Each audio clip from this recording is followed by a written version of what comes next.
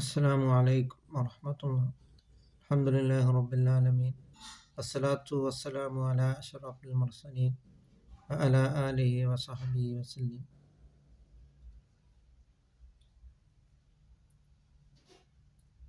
സയ്യിദുനാ മുഹമ്മദുർ റസൂലുള്ളാഹി സ്വല്ലല്ലാഹു അലൈഹി വസല്ലം തങ്ങളുടെ ജന്മം കൊണ്ട് അനുഗ്രഹീതമായ പുണ്യ റബീഉൽ അവ്വൽ മാസത്തിലാണ് നാം നിലനിൽക്കുന്നത്.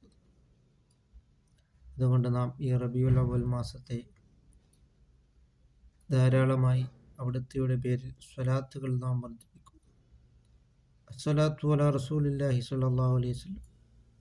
നബി സല്ലല്ലാഹു അലൈഹി വസല്ലം തങ്ങളുടെ പേരിൽ ധാരാളമായി സ്വലാത്തുകൾ നാം വർദ്ധിപ്പിക്കുകയും അങ്ങനെ അവിടുത്തെ മൗലിദുകൾ ധാരാളമായി നാം ഓതുകയും എന്നിട്ട്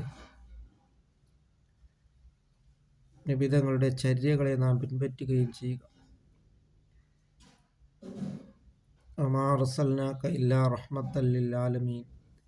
ലോകത്തിന് മൊത്തവും കാരുണ്യമായിട്ടാണ് സയ്യിദുനാ മുഹമ്മദുർ റസൂലുള്ളാഹി സ്വല്ലല്ലാഹു അലൈഹി വസല്ലം തങ്ങളെ അല്ലാഹു തആല ഈ ഭൂലോകത്തിലേക്ക് നിയോഗിച്ചിട്ടുള്ളത്.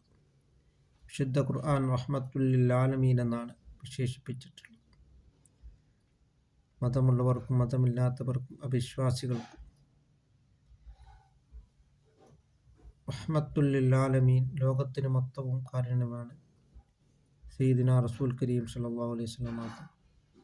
അതിനാൽ ഇർഹമു മൻ ഫിൽ അർദി യർഹമുക്കും മൻ ഫിസ് സമാ.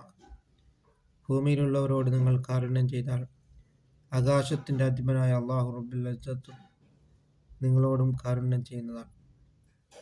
മൊത്തം കാരുണ്യത്തെ അല്ലാഹു തആല നൂറായി വിഭജിക്കുകയും അതിൽ 99 പരലോകത്തേക്ക് വേണ്ടി മുഅ്മിനീങ്ങൾക്ക് വേണ്ടിയാണ് അല്ലാഹു തആല ഒരുക്കി വച്ചിരിക്കുന്നത്. ഒരൊറ്റ ഒരു കാരുണ്യം വെച്ചാണ് മാതാവ് മക്കളോട് ചെയ്യുന്ന കാരുണ്യം, പിതാവ് മക്കളോട് ചെയ്യുന്ന കാരുണ്യം, തള്ളപ്പക്ഷികൾ അതിൻ്റെ കുഞ്ഞുങ്ങളോട് ചെയ്യുന്ന കാരുണ്യം. ബാക്കി 99 പരലോകത്തേക്ക് വേണ്ടിയാണ്, മുഅ്മിനീങ്ങൾക്ക് വേണ്ടിയാണ് അല്ലാഹു തആല ഒരുക്കി വച്ചിരിക്കുന്നത്. അങ്ങനെ നാം അള്ളാഹുവിൻ്റെ പ്രീതിയിലായിട്ട് നാം ജീവിക്കുവാൻ നാം ശ്രമിക്കുക. നബി സല്ലല്ലാഹു അലൈഹി വസല്ലം തങ്ങളോടൊപ്പം നാളെ ജന്നാത്തുൽ ഫിർദൗസിൽ അല്ലാഹു തആല നമ്മളെ ഉൾപ്പെടുത്തുകയും ചെയ്യുമാറാകട്ടെ.